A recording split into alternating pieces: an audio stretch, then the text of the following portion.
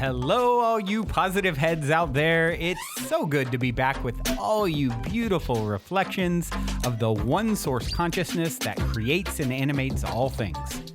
If you're new to this podcast, of course, we are super happy to have you here, and we just ask that you bring an open mind and heart to your listening experience and to be prepared to explore vantage points that I'm convinced will help shift or solidify your current understanding of the ultimate nature of reality in a way that is extremely empowering. Speaking of exploring powerful perspectives, I'm super excited to announce the release of my very first book, The Golden Key: Modern Alchemy to Unlock Infinite Abundance. If you're ready to alchemize the circumstances in your life so that your abundance expands to an entirely new level in 2021, head over to goldenkey.gift to download the audio or ebook as my gift to you by using the code POSITIVEHEAD.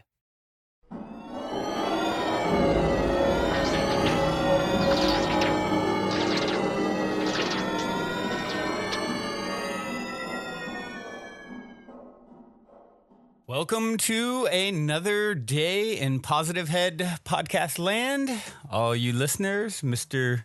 Dalien the Alien. Hello, sir. How goes it? Bonjour, mes amis. Oh, Ooh, that sounded very fancy. Very exotic and French or something. Yeah, well, you know, it's random, very random, like our musical guest that we're gonna have later, maybe. Wink preview. Spoiler alert. Yes. It had been a while since I gave you an international salute. Yeah, well, I was missing them quite terribly, so thank you so much for setting my soul free. You're the best kind of liar, like making other people feel good. Oh man, even at the expense of my integrity. Yes. Well, that's a little white lie. I think they might actually possibly earn you some good karma. Oh man, but don't quote me on that. We'll have to research this. Yeah. Oh, so let's see what's going on today, Dalien the Alien. You got some alien type stories for us? There you go again with the prescient previews and spoiler alerts. I decided to go back to getting all weird and alien-y on y'all. Yeah, well, you know, we can't go long without it, so. Yeah, exactly. No, this is a cool article from EWAO.com, Branny, on 3 pieces of mind-boggling cave art that may depict ancient alien contact. The ancient alien contact theory is one that aliens, of course, have been with us since pretty much the dawn of human civilization. Yeah. And there's a variant of that theory that says that aliens created the human species, right? Right. That's perhaps a little more fantastical that I'm, willing to... Well, I suppose that's a possibility. But that makes as much sense to me as anything, more sense than almost any other theory when you think about it. I mean, when the universe has been around for billions of years, and we've only been here, such a short period of time, it's like for some other, species to come land here, tweak the DNA of the natives, and all of a sudden, humanity just kind of appeared on the scene. So to me, it's as good a theory as any, but... Yeah, I don't know personally what to think about that theory, but to me, it's, like you said, it's very plausible. It makes a lot of sense that aliens would have been here all along. Right. Because supposedly they're observing our race. Well, there's a lot of races out there, supposedly. But it's fascinating, Brandon. These are... as I said, cave paintings, and one of them was estimated to be 10,000 years old in India, but they're saying that it may be actually older than that.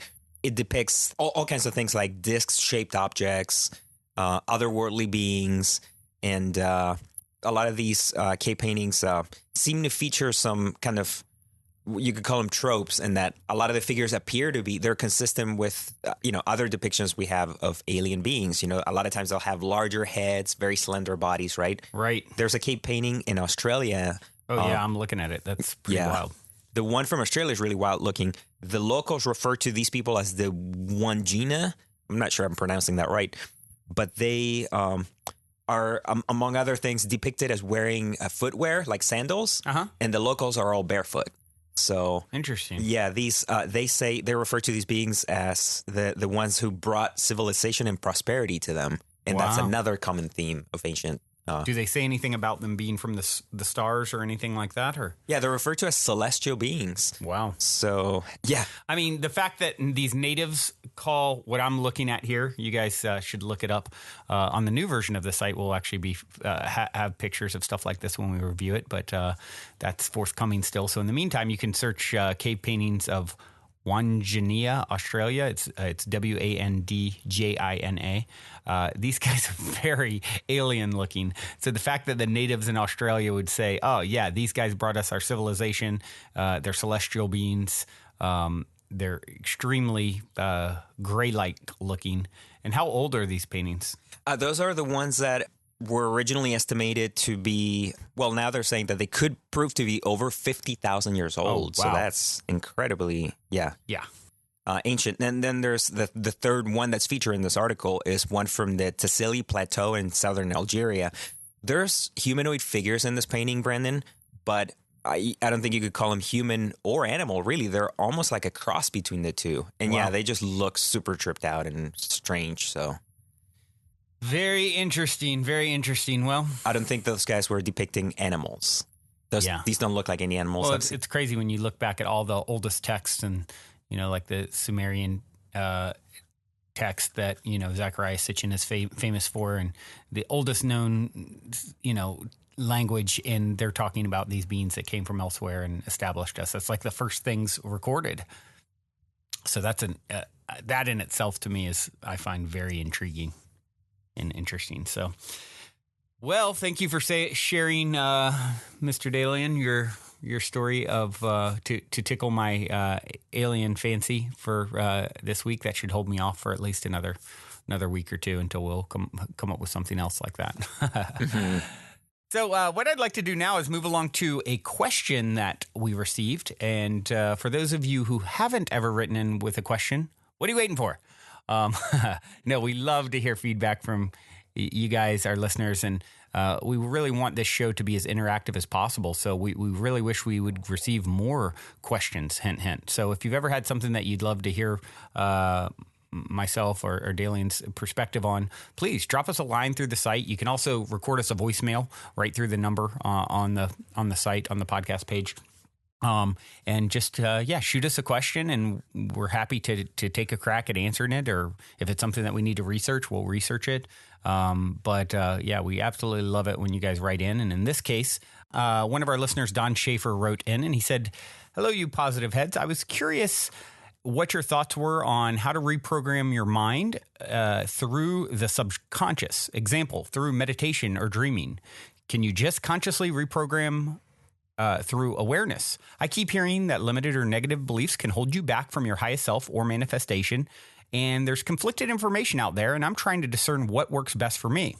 In other words, I know that our subconscious is more powerful than our conscious because it stores all information, like our beliefs going back to our birth. It also is constantly putting out a vibration and will revert to its pre-programming due to the most connected neural pathway. So if we are sleeping, it is still working, or if we are on autopilot consciously or subconscious, our subconscious will take over. How do we feel confident that we are rewiring or engraving more supportive beliefs in our subconscious? Is this technique as simple as affirmations or meditating, as I suggested above? It's just being aware enough. I would love your feedback on this. Thank you guys for what you're doing. It helps me maintain a positive head on a daily basis. Keep up the great work." Well done. Thank you for writing in. And we're certainly no experts or claim to be experts, but we are very curious souls over here. And we've done some looking into this, of course, and talked about this sort of thing before. And one of the things that, of course, I found is you've got to try and get into a receptive state to, rewire your subconscious. And we all know that as a child, your subconscious is really programmed. And then a lot of times people spend the rest of their life trying to undo some of that programming that's, underneath. If you think of the consciousness being the surface level activity and the subconscious being, the background running the show. Well, how do you get to the underlying core programming that is the subconscious?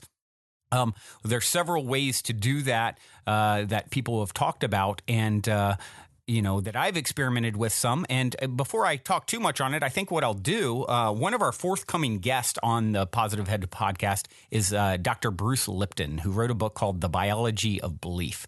And Bruce Lipton is a super smart guy. I'm really excited to have him on the show. And this, I thought, would be a great opportunity to give you guys a sample of that forthcoming interview, which will be another few weeks, month or so down the road until that's released. But what we'll do to just take a crack at answering your question, Don, is I'm going to play a snippet here from Bruce Lipton called Rewriting Subconscious Programming Quickly.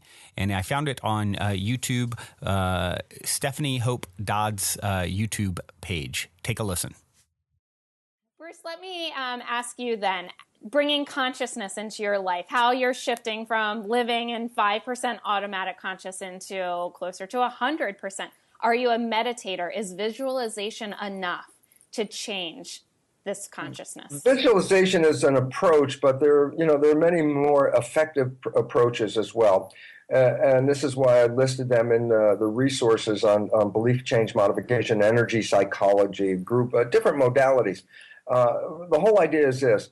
We have to recognize that the subconscious mind and the conscious mind do not learn in the same way. And this has been the biggest problem in the entire world because people say, I've become so aware of something, but my life is still the same. Oh, I read the self-help book, but my life is still the same.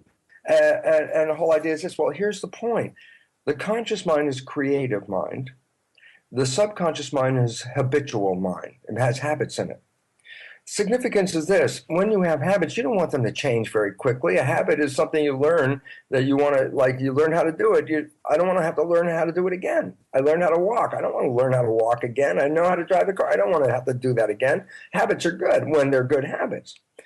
But the issue about that is the conscious mind is not a habit mind. It's a creative mind.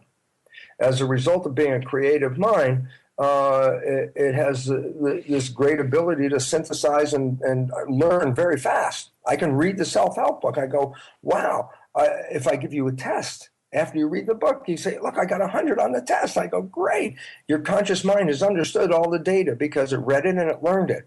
Now I say, did the subconscious mind learn from that? And the answer is no. For a simple reason, it doesn't learn that way. And therefore, there's a difference. We can educate the conscious mind very quickly and easily through all the efforts of going to programs, reading books, watching videos. You can go, aha, and the conscious mind learns something. Subconscious mind doesn't do it that way. Subconscious mind learns primarily in normal life two ways. Number one, first 7 years, hypnosis. So that was bypassing consciousness and then putting data straight into the subconscious mind. Okay? Then number two, was after you're 7, we're not doing hypnosis anymore. Now we're doing habituation, repetition. How did you learn ABCs? Well, you had to repeat it and repeat it and repeat it and repeat it, and then you finally got from A to Z. But once you did it, you didn't have to do it again, okay? So the conscious mind can go, aha, learn something, and it has no impact on the subconscious program. And people think, well, I can talk to myself. And I go, that's another problem. Because you are an entity in the conscious mind. That's where your source, your spiritual connection, conscious mind. But I say, well, who's in the subconscious mind? I go, nobody's in the subconscious mind. It's a machine. It just records. It's like an old-fashioned tape recorder. You have a tape playing, and you say, I don't like the program. So I say, okay, go talk to the tape player. And you go up and you talk to the tape player. You say, stop playing that. Play something different. I don't like this. Play something different. I say, how much talking to the tape player will it take for the tape player to change? And the answer is, it will never change because that's not how it learns. So basically, talking to yourself is frustrating because your conscious mind is the smart, a wise one, because that's the one that learns from everything very quickly just by hearing it. You learned it. The subconscious mind doesn't learn that way.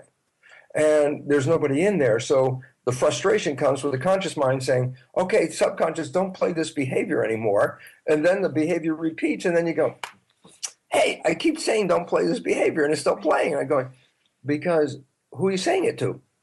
There's nobody there. You want the subconscious to learn, you have to in the way that the subconscious mind uses information. hypnosis, repetition.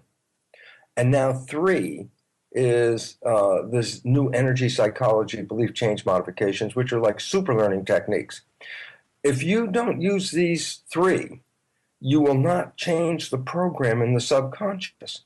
And this becomes, the aggravating part of people. Their conscious minds are so smart. They have all the answers. They know exactly what to do, and their life doesn't work that way. And the answer is because you didn't translate from the conscious mind into the subconscious mind just because you put it into the conscious mind. People have to know that. If you want to change the subconscious, the fundamental way, hypnosis, that means you could put earphones on at night, because as you go to bed, as you're coming from consciousness to sleep, you pass through theta. Mm-hmm. And if the earphones are on, theta is a direct download in the subconscious. So you can do, subliminal tapes, really good. If you want to do something else, then repetition, something that you keep repeating and repeating, because that's how you create a new habit. So you have to take where you would normally play an old behavior, you have to consciously play a new behavior and keep repeating that new behavior, and that will do it. And psychology is like pushing the record button. It's like finding how to create a super learning moment, so that in that super learning moment, you can download a belief in 5 minutes. And that is necessary right now for this reason is civilization is pushing itself against the wall here. Mm-hmm. We're creating planetary upheaval, destroying ourselves. We don't have a lot of future time to spend months on reprogramming, which would be like, trying to make new habits and stuff like that. Right. So necessity is the mother of invention. We have a necessity to change fast, and now there's an invention of, energy psychology, belief change modification, that offers this opportunity because we need to get our feet on the ground as fast as we can. Mm-hmm, absolutely. I have found EFT, emotional freedom technique, the matrix reimprinting techniques to work as well. I'm excited to look more into the Psych K because you're right. We also have a responsibility as parents. Oh, absolutely. It is not just this, I want to feel better about myself. We have a responsibility to do this so that we can be living more consciously and so that we can teach our children that it's also their responsibility, that this is a part of their life, is to learn how to be a conscious human being. So that's definitely the direction, because we lost it. And it's quite unfortunate because, as I said in the very beginning, we are in the matrix. We have been programmed. And you say, well, how'd that happen? And I go, well, interesting point. And this is, you got to own this fact, is that the Jesuits would boast, God, for 500 years, they would boast, give me a child until it's 7 and I will show you the man. What they were actually saying is, if you give me the first 7 years of programming, I will create the outcome of what will happen. They somehow knew that once the program was in, no matter what the individual wanted, it was the subconscious that was going to run the show anyway. So if I could program your subconscious, I could then control your fate. This has been repeated for 500 years. Something as serious as important as this didn't get lost by the leadership of this world. So we have all been programmed, and we're continuously being programmed. And as you mentioned, it's time for us to wake up. We have responsibilities. Once we know this, it's really responsible for us to wake up, clear our own programs, and at the same time, do not perpetuate the programming onto our children, because this is what is being, the lineage is it's a program. People think it's genetics that is the lineage, and it's like, no, the programming is a lineage. And if you change the programming, you change the life instantly at that point. And that's the most important thing that we need to understand as parents, is that everything you say, everything you do for the first 7 years of that child's life is being recorded and becoming their behavior. Yes. Thank you so much for your time. Dr. Bruce Lipton, you have just shed some light on some new pathways for me to research. I am honored. I am grateful. Thank you so much. I so appreciate this. Thank you for asking the questions, and I hope the answers were in some way useful, darling. Yes, absolutely. Thank you.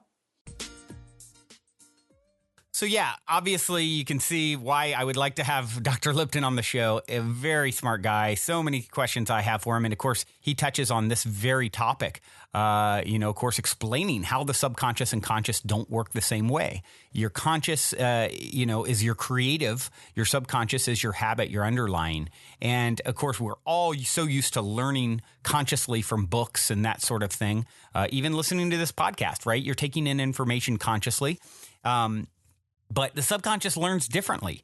And there are primarily two ways that he touches on here. And I think one of the easiest, of course, hypnosis. Well, when you're going into sleep mode, you're going into a theta state. That's when you really can put things into that subconscious. So I think, Don, one of the best, quickest answers that I can give you, simplest answers, is find things that you can listen to. That are meant to help program and reprogram your subconscious while you're drifting off to sleep. I think that is one of the simplest, easiest. I mean, there's so many things out there online, YouTube and so forth, that you can find that will help you do this. So I would highly recommend starting with that. And of course, there's other ways as well. He talks about the first 7 years, you're actually being hypnotized as a child. And after 7 years, it becomes habitual repetition. So I think what you touched on is true. It definitely keep putting out a positive vibration, keep thinking and repetitively, generating thoughts that are in line more with what you want. But of course, that's a little bit of a slower process. So accessing through hypnosis, using the sleep state, which is essentially going in a hypnotized trance-like state, as a opportunity to do work while you sleep, I think is a great way. And of course, he touches on some other techniques as well. He talks about using energy psychology or belief change modification. It creates a super learning moment. It's kind of like pushing a record button for your subconscious. And how you could download a belief in minutes, and what is energy psychology belief? And one that you guys have probably heard about that they touched on briefly is EFT, or emotional freedom technique. And it's a simple kind of process where you tune into specific issues while stimulating certain meridian points on the body by tapping on them with our fingertips. EFT appears to balance disturbances in the meridian system, and is much better than conventional therapy, according to some people. Once again, I don't claim to be an expert. I have experimented with EFT, and it's something that I've even thought about having a guest who's more of an expert on the show. But I would think experimenting with EFT is something that you can find a lot of simple ways out there to do that, and information. And then, of course, one of the things that Dr. Lipton, I know, has been involved with is Psych K. And that's, as it says on their site, is a unique and direct way to change subconscious beliefs that perpetuate old habits of thinking and behaving that you would like to change. It's a process that helps you communicate with your subconscious mind, so you can, of course, change those beliefs that limit, whatever it is, self-esteem, whether you're having job issues, relationship issues. So that is a little bit more of an intense process. It talks about, if you check out their site, it talks about creating a receptive whole brain state that dramatically reduces resistance to change in the subconscious. It can be the subconscious they talk about, of course, can be accessed in a way similar to a personal computer. And the Psych K works as kind of a mental keyboard, a user-friendly method of communicating with the subconscious mind that is simple, direct, and verifiable. So, that's little tidbits off their site. So these are the things, Don, that I would highly recommend checking out. EFT, of course, going to sleep at night with earphones in, and of course, repetitively, consciously, and of course, this is a slower route, but you're thinking all day, every day anyway. You're putting off information all day, every day anyway. So you might as well work on it from all angles with consciously adjusting your thoughts and behavior, doing things like the hypnosis, exploring things like EFT, Psych K. There's probably some others out there as well, but hopefully these are a few that give you all an idea of a direction to explore. And I think just setting the intention to explore and do these things instantly opens you up energetically to allowing change in. And I think that's something that we'll talk about a lot with, Dr. Lipton, and of course his book, The Biology of Belief, touches on those sort of concepts a lot. Mm-hmm. What a great question, Brandon. What a meaty question, giving us opportunity to dive into that. I have been thinking about some similar things recently, in particular about the way that he frames his question. The subconscious mind is more powerful than the conscious mind. And I've been wondering, I know it's very powerful, of course, but the conscious mind is, I think, the full power of the human mind in order to, use our analytical capacities to understand, process information, all of that. You do that with a conscious mind. And so I think that there's something to the idea of believing that the subconscious is perhaps more powerful. It's got its own, way of operating, right? Right. But I think that the subconscious is most powerful when it's like anything else in life that can hold power over you. It can hold power over you when you're really unaware of it. Yeah. And the subconscious, by its very nature, you're sort of unaware of it on an ongoing basis, right? Right. But what I think is fascinating is that life as a human being, you could call it many, many things, of course, but I think one of the things that happens, or that it is a process of the subconscious on a regular, daily, ongoing basis, sort of crashing into the conscious. Both are, there's a lot of bleed through, of course. Mm-hmm. They're both sending information back and forth to each other. And one of the things that happens is, because of the way he framed this question, I think that you definitely program it during childhood, you program it in your early life, and then you rehash a lot of those patterns. But you are programming it every day, though. Right. One of the things that is happening is that, of course, as you know, every night you get to sort of play out what are relevant scenarios in your life, whatever you're dealing with that's challenging, or you just play with the things that are going on in your life. But if you should become aware of your dreams and what they're showing you, then it can become super useful. So I think that's how the subconscious can actually become a useful tool to you. So I think that this question is definitely along the right lines. Yeah. And like we said, here's some techniques that are more quicker and direct. And then, of course, repetition is happening regardless. So I found it very useful when I find a negative thought or emotion popping up to observe that negative thought or emotion. And then I've heard it said, and I believe it, that it's very powerful when you catch this happening, not to beat yourself up for it, not to get down on yourself, but rather to send love to yourself and say, hey, I'm no longer going to think that or resonate with that. I send, essentially healing energy to myself, and I'm actually going to reframe and rethink that thought in a way that is much more in line with what I want to do and where I want to be. Mm-hmm. And I think that's a very powerful technique in itself, just to catch yourself and then rethink what it is you're doing. And most importantly, I think this is one that trips people up a lot, is they beat themselves up for being stuck. And it's like, why are you beating yourself up for the process of reprogramming? And of course, you're going to have negative stuff still pop up.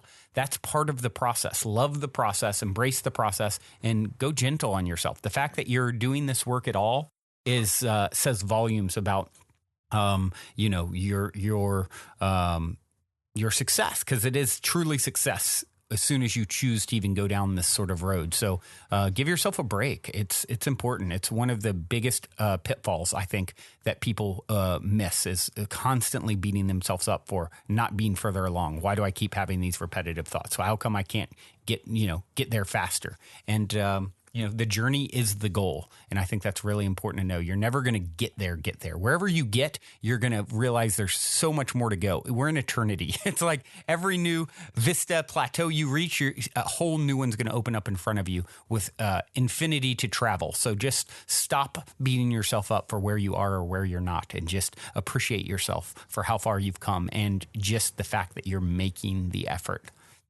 That's all really well said, Brandy. And the last thing you said is absolutely true, because lest someone think that this is a process that you complete at some point. You say, oh, okay, I'm going to reprogram my subconscious, and then 6 months to a year later, however many years later, you're done. I did it. Yeah. That's never going to happen. Yeah. It's an ongoing process. Yeah. Yeah, and then there's all kinds of, there's other things out there. I have my good friend Shane. He's been experimenting with doing, some brain balancing, and there's so many interesting things happening out there in the technology world that relate to this stuff. And So this is a topic that we could probably dig more and more into, and I will dig more and more into it. But for now, hopefully this helps the listeners and Don to kind of put them on a little bit of a path to exploring the subconscious and reprogramming themselves. So, Yeah. well, Mr. Dalien, I think that gets down to it for today. I do have some songs that actually a songs that I chose to leave the listeners with today, and just getting back from the magic that was Envision Festival in Costa Rica, and one of the artists that played a sunrise set, who notorious for his sunrise sets actually, is Random Rab. And it's so good. Such an amazing sunrise. This particular song is one that I thoroughly enjoyed. So I thought I would leave you guys with a tasting of Random Rab, and the song is Ganymede. Hope you enjoyed as much as I do. Also, before we cue up today's song, as a quick reminder, don't forget to download the Golden Key audio or ebook as my free gift to you at goldenkey.gift using the Golden Key code POSITIVEHEAD. And please, if you enjoy my gift, leave a positive review on Amazon so others can unlock their lives with the help of the Golden Key as well.